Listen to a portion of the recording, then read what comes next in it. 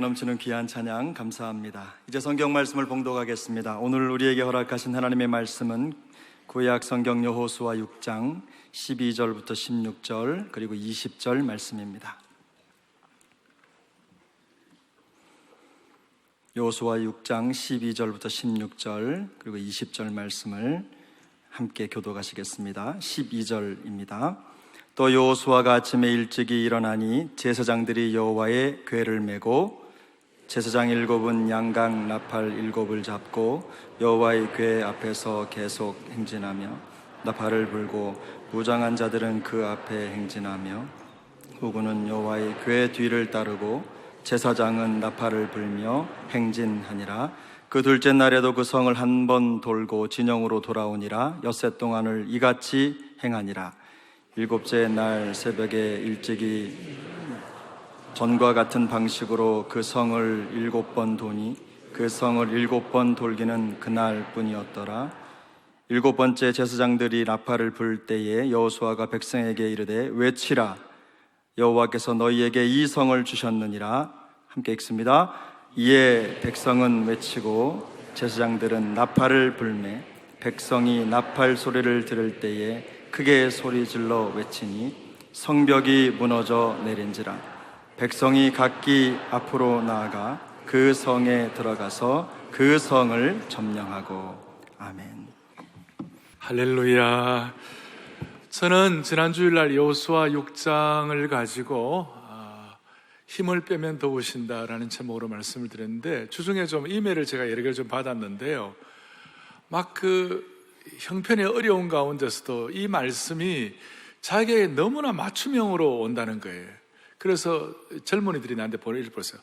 헐, 대박, 어떻게 나한테 이렇게 맞는 말씀으로 오느냐고 그렇게 이제 저한테 보내왔는데, 제 마음속에 참 더 큰 사명감이 느껴졌어요. 진짜 나는 하나님의 심정을 선포하는 그런 설교자가 되게 하여 주십시오. 가감없이 선포하게 해달라고 그런 기도를 제가 할 수밖에 없었습니다. 오늘은 마음을 지키라, 내 마음을 지키라 제목인데, 여러분 지난 한 주간 동안도 마음이 평안하셨습니까?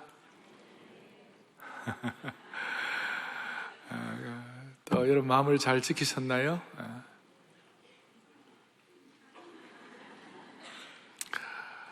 제가 진짜 존경하는 우리 달라스 윌라드라는 영성신학자, 철학자가 있어요. 5년 전에 소천하셨는데 저희 교회도 한번 오셨어요. 제가 그분하고 같이 교제도 하고 그렇게 했는데, 달라스 윌라드가 쓴 명저가 있어요. 그 중에 책 중에 하나가 마음의 혁신이라는 책이 있어요. 마음이 뭐라고요? 혁신. 거기 보면 이제 제일 첫 문장이 우리는 마음으로 산다. 무슨 뜻이냐 하면, 마음이 우리의 몸을 지배하고 마음이 우리의 삶의 진로를 결정하는 원천이 된다는 것이. 마음이 건강하면 웬만한 어려움과 장벽도 이겨낼 수 있지만, 아무리 같이 멀쩡해도 마음이 병들거나 마음이 심약해지면 조그만한 충격에도 사람이 무너지는 것이에요. 그래서 여러분, 마음 지키는 것이 얼마나 중요한 것인지 구약에서는 솔로몬이 마음 지키는 것이 생명의 근원이라고 해요. 생명의 근원이라. 신약에서는 마음을 지키고 새롭게 하는 것이 하나님의 선하시고 기뻐하시고 완벽하신 뜻을 분별하는 첩경이다 그런 거예요. 마음 지키는 게 얼마나 중요한지. 지난 주간에 어느 기업의 회장이 별세를 했어요. 근데 그가 딸에게 이런 얘기를 한 걸 제가 지상에서 보았어요. 딸을 데리고 이제 결혼식 날 신부 입장을 할 때에, 나 앞으로 결혼 생활이 좀 힘들어도 그다 이런 말을 했어요. 참지만 말고 견뎌보라 그랬어요. 뭐 그게 나는 처음에 무슨 말, 참는 거나 견디는 거나 같은 말. 그런데 그 다음 말에 참는 것은 억울하지만 견디는 것은 보람이다 그랬어요. 참는 것은 억울하지만 우리 같으면 말씀 때문에 말씀을 가지고 견디면 그것이 보람이 되고 사명이 된다는 그런 뜻 아니겠어요?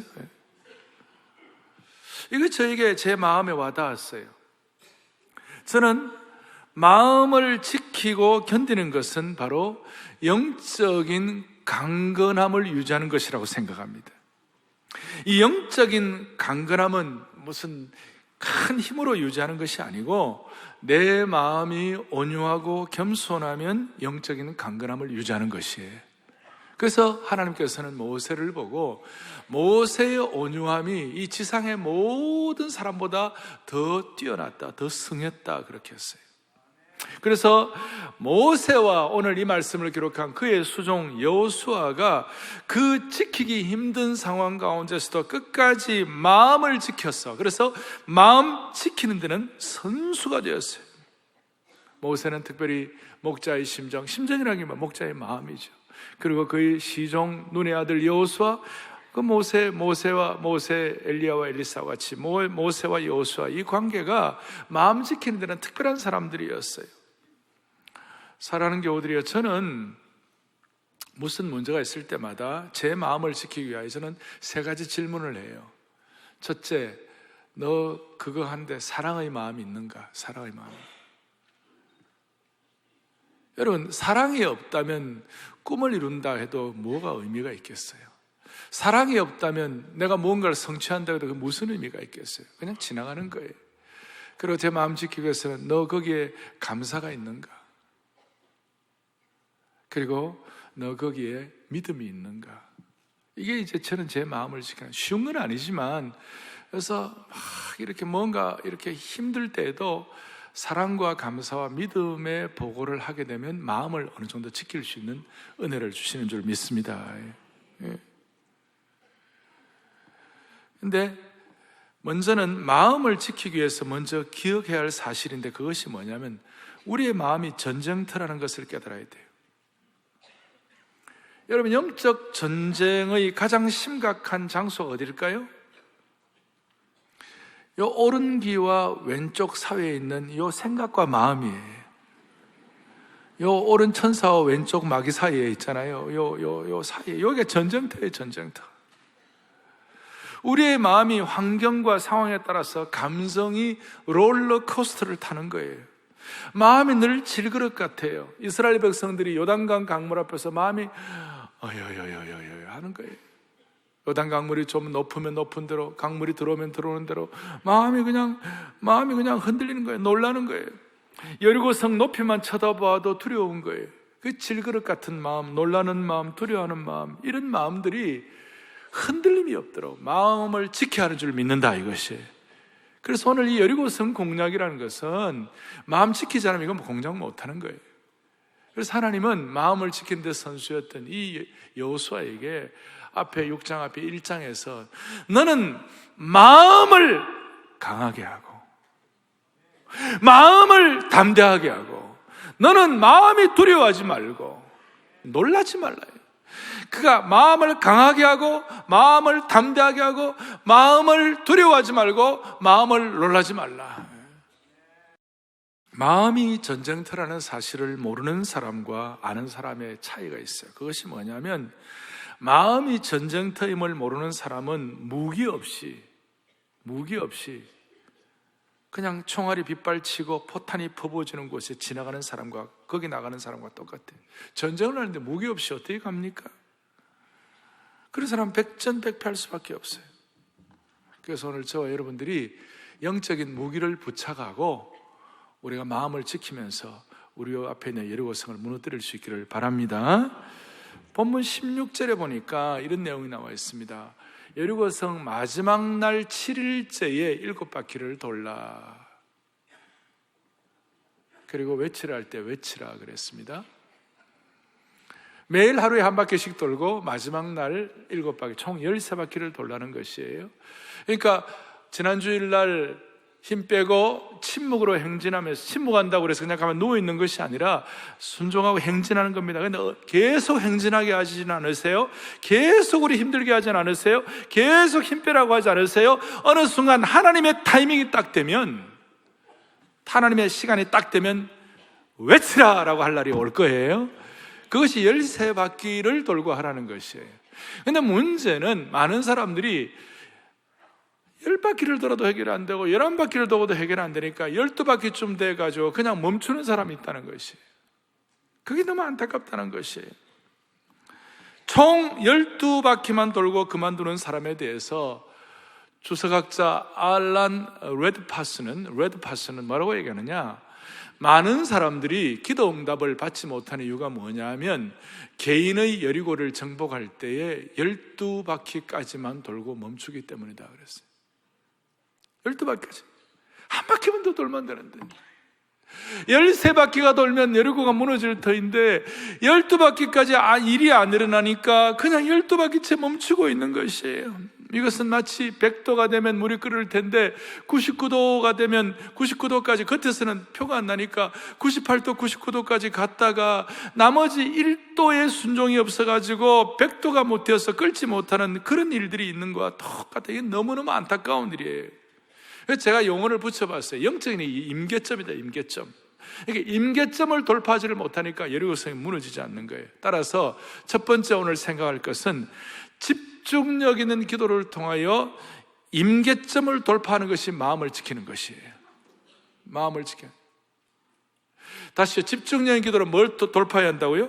임계점을 돌파해요. 물리학에서는 임계점을 뭐라고 하느냐? 액체가 기체로 변하는 지점을 임계점이라고 합니다. 그러니까 어떤 새로운 돌파 지점을 임계점이라고 말하는 것이에요. 그래서 신앙적인 의미에서 임계점을 돌파한다. 우리 영적으로 임계점을 돌파한다가 어떤 뜻이에요? 아브라함 같은 경우 마지막 하나밖에 없는 그 아들을 이삭을 바치라고 그랬을 때 이삭을 바칠까 말까 하다가 모리아 산상에서 이삭을 바치는 그 순간 아브라함의 신앙의 임계점을 돌파하는 것이에요. 엘리야 보고 기도하라고 그랬는데 6번째까지 무릎을 꿇고 기도해도 아무런 흔적이 나오지 않아요. 그런데 7번째 기도하면서 응답에 조그마한 조각구름이 나타나는 그 현상이 바로 임계점을 돌파하는 것이에요.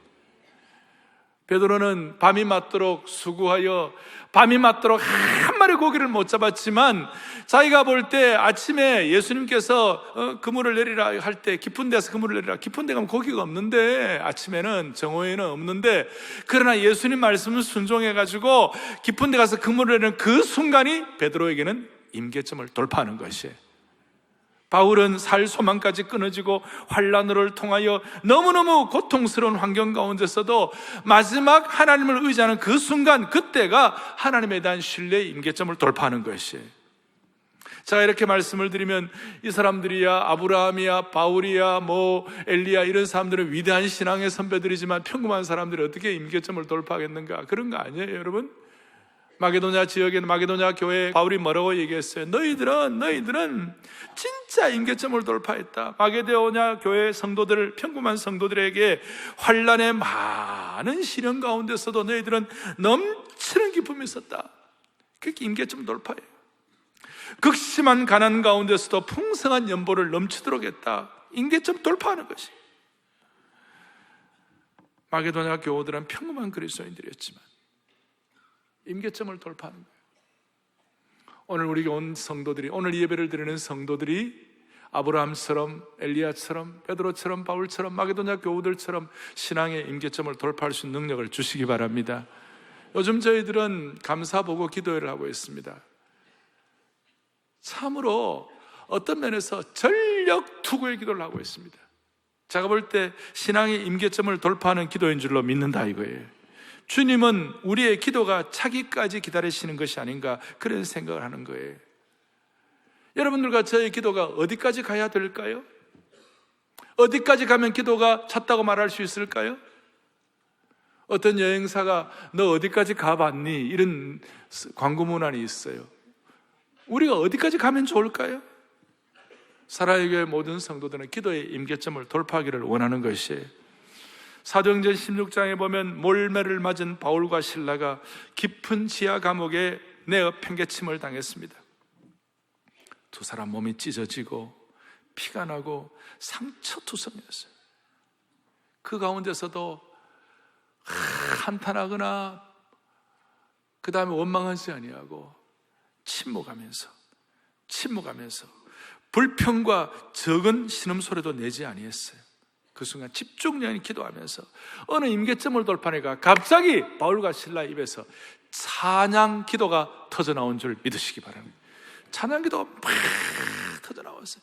환난과 핍박 중에도 성도는 신앙 지켰네.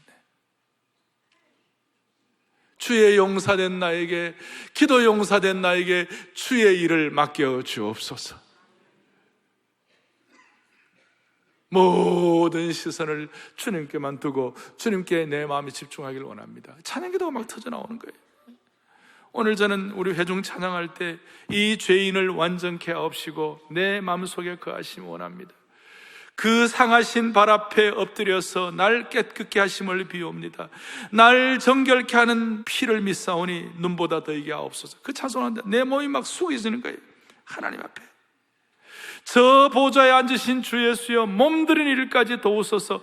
내 온몸과 지식을 드리오니 주여 주여 주여도. 이게 찬양 기도가 되어서 우리의 기도가 하나님 앞에 상달되는 줄 믿으셔야 되는 것이. 예수님은 부활 이후에 40일 동안 하나님 나라에 대한 걸 말씀했어요. 아마 30일쯤 들은 사람들은 마지막 40일째까지 임계점에 하나님 나라의 걸 뭐 어떻게 달았을지 몰라요. 마지막 40일째 되었을 때 예수님 뭐라고 말씀하셨나요? 오직 성령이 너희가 임하시면 너희가 권능을 받을 테니까 예루살렘과 유대와 사마리아 땅까지 내 증인이 될 테니까 여기 예루살렘 성에서 기다리라 그랬어요. 아마 그런데 33일쯤 들은 사람은 못 들었을지 몰라요. 그런데 그 말씀을 듣고 사람들이 예루살렘에서 전심으로 120문도가 간절한 마음으로 기도를 하는데 하루가 지났는데 아무 일이 벌어지잖아요. 3일이 지났는데 아무런 문제가 일어나잖아요. 아무런 해결이 안 돼요. 일주일이 지났는데도 아무런 어떤 낌새가 없어요. 9일이 지났는데도 낌새가 없어요. 아이고야, 9일이나 기도했는데 안 되니 그만두자 가는 거예요. 그런데 오순절 성령 강림의 날은 예수님 말씀하시고 10일째 성령 강림이 역사가 일어난 것이에요. 그 임계점이에요. 임계점 11째 11일째가 120문도들에게 임계점을 돌파하는 날이 되는 것이에요. 사랑하는 교우들이요, 이것은 공동체도 그러고 개인적으로도 마찬가지예요. 야복 강가에서 하나님과 씨름하였던 야곱의 사건은 임계점을 돌파한 기도의 모습을 보여주고 있어요. 주로 이 임계점은 집중력 있는 기도로 돌파하는 것이에요. 자기가 아는 기도의 장소에 나가서 하나님 앞에 막 메어달는 거예요. 근데 문제는 이렇게 집중적으로 기도하려고 하는데, 밤새도록 기도하는데, 야곱 같은 경우에는 밤새도록 야복 강가에서 기도하는데 결과가 뭐냐? 환도뼈가 위골되었어요. 허벅지 관절이 탈골이 되어버렸어요. 그러니 허벅지 관절이 환도뼈가 탈골이 되었으니 어떻게 무릎을 꿇을 수가 있겠어요? 어떻게 무릎을 꿇고 기도할 수가 있겠어요? 기도하기 어려운 상황이 온 것이에요. 그런데 많은 사람들은 이 단계에서 포기하는 거예요. 기도를 하지 않은 거 아니에요? 기도 열심을 내었어요. 밤새워서 기도하는 거예요. 대단한 거예요. 그런데 현상은 뭐냐면 내 상황은 내 인생의 허벅지의 관절이 탈골될 정도로, 환도뼈가 위골될 정도로 더 이상 움직이기조차 힘든 상황이 될 때가 있는 것이. 그때에 아이고야, 이거 이제 하나님의 뜻이 아닌가 보다, 이것은 더 이상 기도하는 것도 이제 안 되나 보다, 이렇게 생각하고 기도를 멈출 때가 있는 거예요. 그것이 바로 98도, 99도까지 간 것이고, 그것이 바로 12바퀴째 간 것이고, 그것이 바로 9날까지 가는 거예요. 그런데 임계점을 돌파하는 기도는 허벅지 관절이 탈골되는 그 순간에 야곱처럼, 하나님, 나는 다른 길이 없습니다. 나는 하나님이 안 도와주시면 나는 다른 길이 없습니다. 진짜 축복은 하나님께로만 비롯되는 것인 줄 아오니, 주님의 진정한 축복을 주시기 전까지는 나는 어떻게 할 수가 없사오니 나는 주님께 매어 달릴 수밖에 없습니다. 그리고 끝까지 하나님 붙잡고 기도를 멈추지 않는 것이, 이게 여러분들 임계점 돌파인 줄 믿으셔야 되는 것이. 야곱이 환도뼈가 탈골된 상태에서도 하나님만을 붙잡았던 임계점을 돌파하는 이유가 무엇입니까? 다른 길이 없어요. 하나님만이 우리 인생의 향방을 결정할 수 있는 분임을 믿었기 때문에 그런 것이. 다른 길이 없어요. 여러분, 한번 정말 진지하게 우리가 질문을 주고받아 보십시다. 진정으로 진짜 우리가 한번 질문을 주고받으십시다. 교회나 개인이나 하나님 외에 다른 길이 있습니까? 다른 길이 있습니까? 없습니다. 다른 길이 없습니다. 하나님의 진정한 축복 외에는, 하나님의 인도하심 외에는 다른 길이 있습니까? 만약에 있다면 그건 가짜예요. 오래가지 못하는 것이에요. 그래서 우리는 하나님 앞에 야곱처럼 허벅지 관절이 위골된 상태가 된다 하더라도 주님 외에는 다른 길이 없다고 완전히 붙잡고 정말 집중할 수 있는, 임계점을 돌파할 수 있는 그런 축복을 주시기 바랍니다. 그런 차원에서 우리는 주님밖에 다른 길이 없는 그 상황, 그 장소, 그 환경이 내 인생의 임계점이에요. 다시요, 주님 외에 다른 길이 없는 그 시간, 그 장소, 그 환경이 내 인생의 임계점이에요. 임계점은 돌파만 하면 큰 축복이 되는 것이에요. 놀라운 결과가 나타나는 것이에요. 그리고 임계점을 돌파할 때에 깨닫는 축복 중에 하나가 뭐냐, 이 하나님께서 말씀에 대한 통찰력을 주세요. 임기가 탁 돌파하는 그 순간, 여호수아 6장 2절, 여러분 6장 2절 좀 봐. 2절 보니까 여호와께서, 자, 여리고는 굳게 닫혔고 출발한 자가 없고 금성철벽 여리고를 어떻게 할 수가 없는데, 2절에 여호와께서 여호수아에게 이르시되 보라, 내가 여리고와 그 왕과 용사들을 너의 손에 뭐에 넘겨 주었다 그랬어요. 아직까지 넘김 받은 것도 아니고, 아직까지 이긴 것도 아니고, 이제 여리고 앞에서 이제 시작인데 이미 넘겨 주었다 그랬어요. 그래서 현대인의 성경 보면 내 손에 넘겨줬다는 걸, 내가 여리고 성과 그 왕과 모든 군인들을 앞에다가 이미, 이마가 아니고 이미 너의 손에 넘겨줬다. 할렐루야. 이걸 깨닫게 되는 거예요. 이게 영적 문법이에요. Spiritual grammar. 영적인 문법이 뭐예요? 앞으로 일어날 사건이 너무나 확실하고 분명하면 과거 시제를 써가지고 그 미래에 일어날 그 확실함을 더 강조하고 더 확신하고 돌파하는 것이에요. 그래서 그 결과가 무엇입니까? 20절은 중요하니까 다시 한번 크게 합독하겠습니다.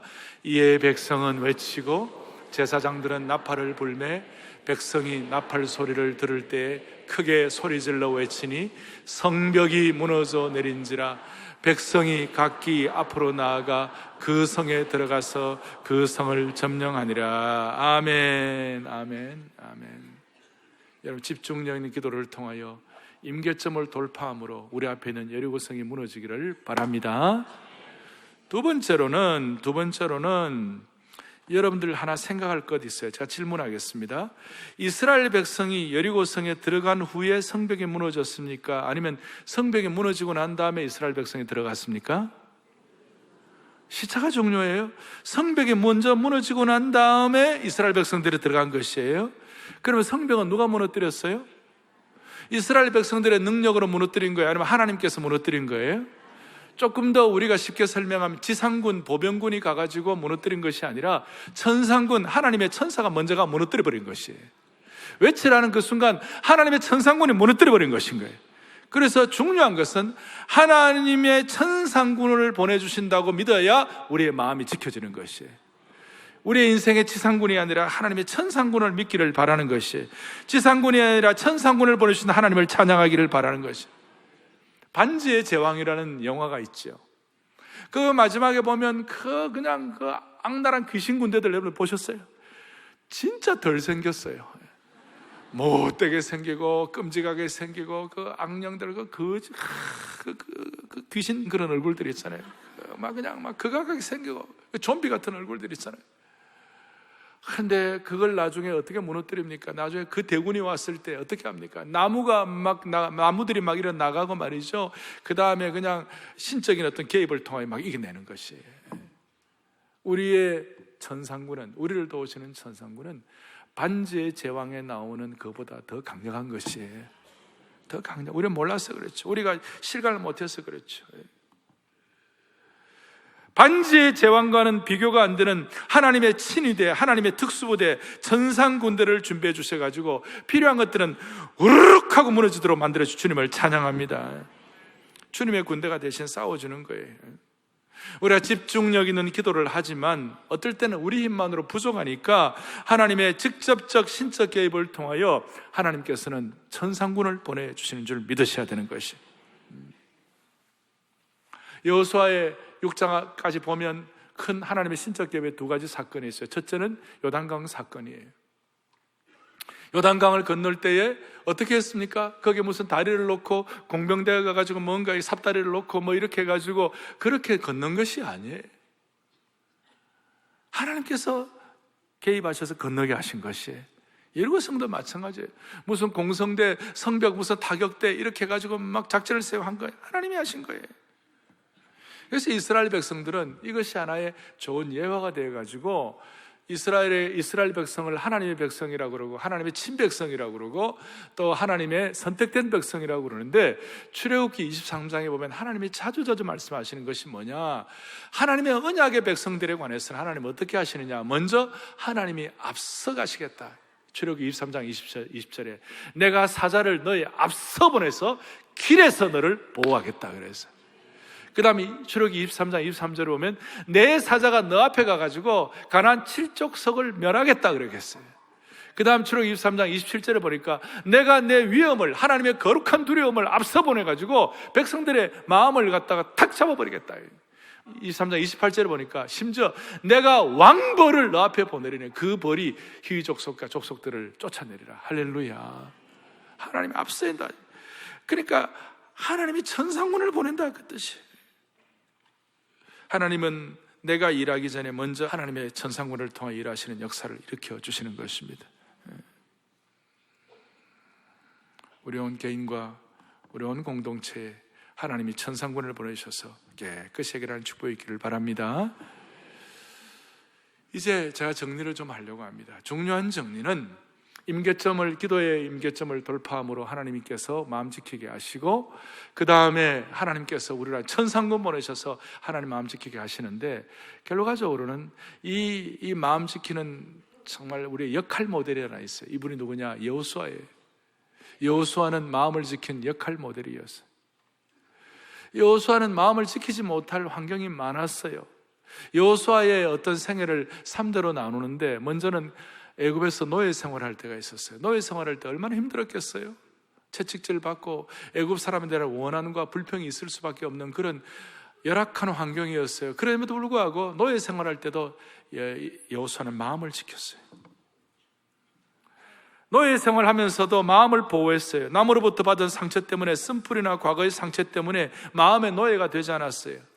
노예 생활하면서도 마음은 자유로웠어요. 그런데 어떤 사람은 자유로운 인생을 살지만 마음이 노예처럼 쓴뿌리, 그 다음에 마음의 상처 이런 것 때문에 꼼짝도 못하는 노예 같은 삶을 사는 사람들이 있어요.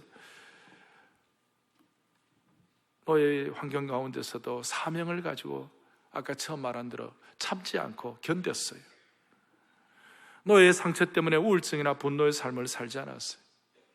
두 번째로는 광야 생활이에요. 광야 생활하면서 이집트에서 차별받고 노예 생활하면서 그 모든 답답함들을 사막에다가 다 털어내버렸어요. 사막은 불편한 환경이었습니다. 열악했습니다.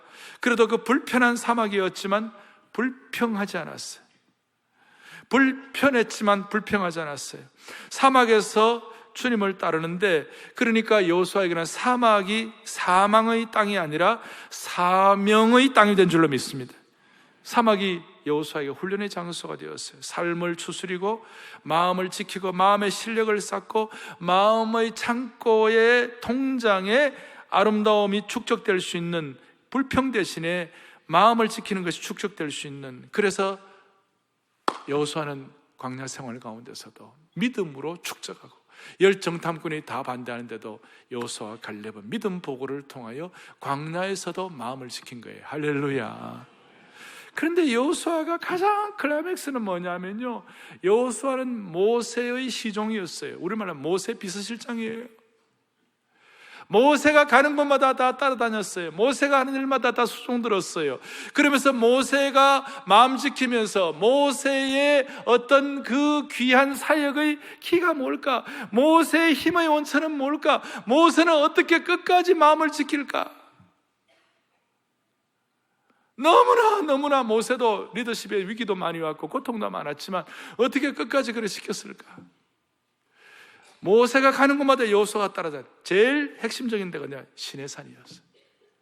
밑에 백성들이 있는 동안에 여호수아와 모세는 시내산에 올라가고 하나님과 대면했어요. 그 순간 하나님과 대면한 하나님의 임재를 경험하는 순간 거기에 쉐키나의 영광이 나타났어요. 강력한 하나님의 거룩한 영광의 기름 부으심과 영광의 임재와 영광의 체험을 하게 된 것이에요. 모세를 따라다니면서 여호수아가 체험하고 오죽하면 모세의 얼굴에 영광의 광채가 나는데 하나님의 쉐키나의 임재를 체험한 사람이 얼굴에 막 빛이 나는데 그 얼굴을 가리워야 할 정도로 모세에게는 영적인 쉐키나의 아우라가 있었어요. 그걸 여호수아가 그걸 보면서 여호수아도 그걸 실제로 체험하는 것이 하나님의 영광을 체험하니까 또 모세가 성막에서 하나님과 대면하고 하나님을 예배하고 이렇게 할 때에 그 영광의 구름 기둥이 그 성막에 빽빽하게 그걸 여호수아가 체험하고 쉐키나의 영광을 체험하니까 나머지는 좀 힘들어도 다 가는 거예요. 여러분 살다 보면 사랑하는 교우들이요, 남편으로 아내로 자식으로 기가 찰 일들이 많이 있을지 몰라요. 그럴 때마다 마음을 지켜야 돼요. 예수 믿는 세계에서는 참을 인자 세계를 마음에 새겨라, 1, 2, 3, 4, 100까지 세라 이렇게 얘기하는데 우리는 그거 아니에요. 우리는 하나님의 영광을 체험한 사람들이에요. 하나님의 영광을 체험한. 이 안아주심의 본당이 왜 소중합니까? 여기는 하나님의 영광을 체험하는 장소예요. 그래서 이 시간을 이어가지고 주일을 예배드리고 우리가 주님 앞에 주 예수님 내 마음에 오사 날 붙들어 주시고 이런 찬양을 하고 온갖 시선을 주님께 드린다, 이거 하는 동안에 여러분들 하나님의 쉐키나의 영광을 이 땅에서도 예고편으로 좀 맛보는 것이에요. 그러니까 이 순간이 어떤 투자보다도 가치 있는 시간이에요. 하나님의 영광을 참 내 마음을 지키는 거예요. 내 마음을 지키면 마음으로 여러분 승리할 수가 있는 것이에요. 그리고 우리 앞에 여리고가 무너지는 것이에요. 말씀을 정리하겠습니다. 여러분 앞에 있는 여리고가 뭐예요? 뭐가 여리고예요?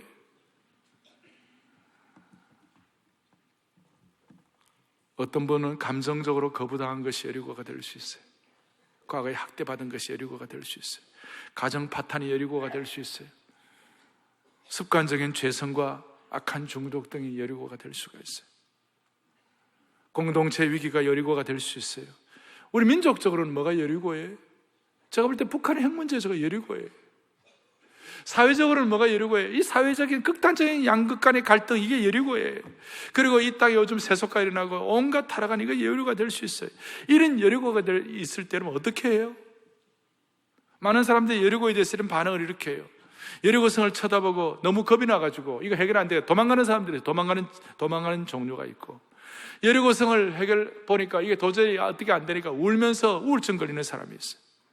어떤 분들이 여리고성 쳐다보면서 화가 막 나는 거예요. 누가 내 앞에 여리고성을 세웠냐고 막 화를 내는 분들이 있어요. 화병 나는 거예요. 그 여리고성을 딱 보면서 야, 나름대로 머리를 굴리는 거예요. 어떻게 굴리느냐? 내 인생의 GPS를 만들어가지고 다른 길로 우회해가지고 다른 길로 여리고성을 돌아가고 다른 데로 가버리는 거예요. 근데 갔는데 목적지에 가보니까 아무런 보람도 없고 가슴도 뛰지 않고 아무것도 아니에요. nothing이에요. 어떤 사람은 여리고 앞에서 인간적인 방법으로 자기 지혜로 어떻게 돌파할 것인지 전략 짜고 열심히 하다가 제풀에 쓰러져서 이렇게 하는 거예요. 우리는 우리 여리고를 어떻게 무너뜨려야 합니까? 어떻게 해야 합니까? 마음을 지켜야 돼요. 마음. 사랑의 교회는 이 마음 지키는 데는 하나님의 큰 은혜를 주신 줄로 믿습니다. 마음을 지켜야 돼요. 임계점을 돌파하십시다. 비록 위골이 되었더라도 임계점을 돌파하십시다. 다른 길이 없다고 임계점을 돌파하십시다. 하나님이 천상군을 보내주실 것을 믿고 임계점을 돌파하십시다. 그리고 여호수아처럼 애굽의 노예의 상처의 삶도 다 광야에서 다 떨어버리고 믿음 복으로 마음 지키고 무엇보다도 하나님의 쉐키나의 영광을 체험함으로 우리 날마다 승리하는 주의 종들 되기를 간절히 바랍니다. 오늘 이 말씀이 한 분 한 분에게 맞춤형으로 와닿기를 바랍니다. 두 손을 펼치십시오. 다 손을 펼치시고 주의 용사된 나에게 주를 맡겨달라고, 임계점을 돌파하게 해달라고 기도하면서 찬양하겠습니다. 임계점이 우리의 마음을, 임계점을 돌파하는 것이 우리의 마음을 지키게 할 것입니다. 주의 용사된 나에게 주의 용 용사.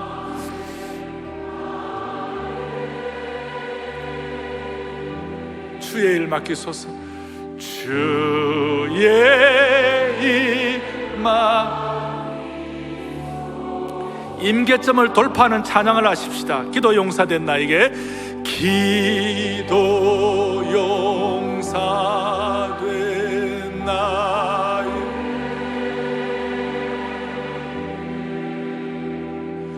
주의 일 맡기소서.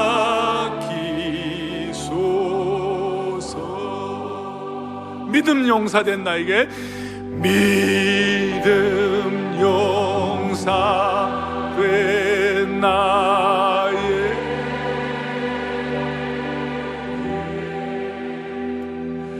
주의 일 맡기소서.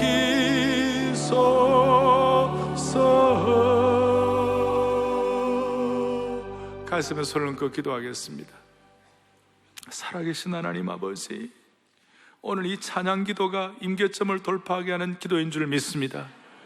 주여, 오늘 선한 목자 되신 하나님께서 오늘 우리에게 꼭 필요한 맞춤형 말씀을 주신 줄로 믿습니다. 우리 앞에 떡 버티고 서 있는 여리고를 두려워하거나 화를 내거나 겁을 내지 말고 기도의 집중력을 통하여 임계점을 돌파하게 하여 주시옵소서. 야곱처럼 기도하다가 환도뼈가 위골되는 한이 있더라도 임계점을 돌파할 수 있는 집중력을 허락하여 주시기를 원합니다. 이런 기도를 통하여 하나님이 먼저 싸워주시는 우리 인생과 우리 공동체의 천상군들과 천사들을 경험하게 하여 주시옵소서. 이제 우리 앞에 여리고가 무너졌을 때 주님의 이름만이 영광을 거두는 놀라운 차원을 경험하게 하여 주시기를 소망합니다. 우리의 이런 마음 지키는 것이 특별히 쉐키나 영광을 통하여 계속 지속될 수 있도록 이 안아주시며 본당의 예배가 그렇게 되도록 은혜 주실 것을 믿사오며 우리 주 예수 그리스도를 받들어 간절히 기도 올리옵나이다. 아멘. 말씀 생각하며 마음을 지켜달라는 찬양을 하겠습니다. 주 예수님 내 맘에 오사 날 붙들어 주시고 내 맘에 새 힘을 주사 늘 기쁘게 하소서. 사랑의 주 내 마음속에 찾아오사 내 모든 죄 사하시고 내 상한 맘 고치소서. 주 예수님 내 맘에 오사 내 소원 다 하시고 내 무거운 짐 맡아주사 맘 편하게 하소서. 사랑의 주 내 마음속에